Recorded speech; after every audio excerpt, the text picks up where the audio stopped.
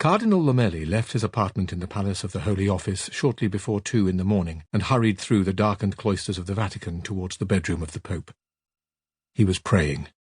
"O Lord, he still has so much to do, whereas all my useful work in your service is completed.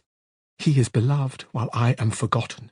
Spare him, Lord, spare him. Take me instead." He toiled up the cobbled slope towards the Piazza Santa Marta. The Roman air was soft and misty, yet already he could detect the first faint chill of autumn.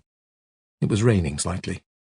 The prefect of the papal household had sounded so panicked on the telephone, Lomeli was expecting to be met by a scene of pandemonium. In fact, the piazza was unusually quiet, apart from a solitary ambulance parked a discreet distance away, silhouetted against the floodlit southern flank of St. Peter's. Its interior light was on, the windscreen wipers scudding back and forth, close enough for him to be able to make out the faces of both the driver and his assistant. The driver was using a mobile phone, and Lomeli thought with a shock, "They haven't come to take a sick man to the hospital. They've come to take away a body." At the plate-glass entrance to the Casa Santa Marta, the Swiss guard saluted, a white-gloved hand to a red-plumed helmet. "Your Eminence?" Lomeli, nodding towards the car, said, "Will you please make sure that man isn't calling the media?" The hostel had an austere, antiseptic atmosphere, like a private clinic.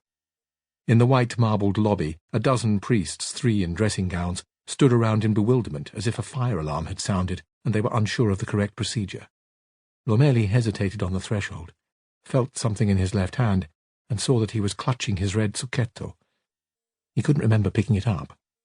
He unfolded it and placed it on his head. His hair was damp to the touch. A bishop, an African, tried to intercept him as he walked towards the elevator, but Lomeli merely nodded in his direction and moved on. The car took an age to come. He ought to have used the stairs, but he was too short of breath. He sensed the others looking at his back. He should say something. The elevator arrived. The doors slid open. He turned and raised his hand in benediction. "Pray," he said. He pressed the button for the second floor. The doors closed, and he began to ascend. "If it is your will to call him to your presence and leave me behind, then grant me the strength to be a rock for others." In the mirror, beneath the yellow light, his cadaverous face was grey and mottled. He yearned for a sign, for some infusion of strength. The elevator lurched to an abrupt halt, but his stomach seemed to go on rising, and he had to grip the metal handrail to steady himself. He remembered riding with the Holy Father in this very car early in his papacy, when 2 elderly monsignors had got in.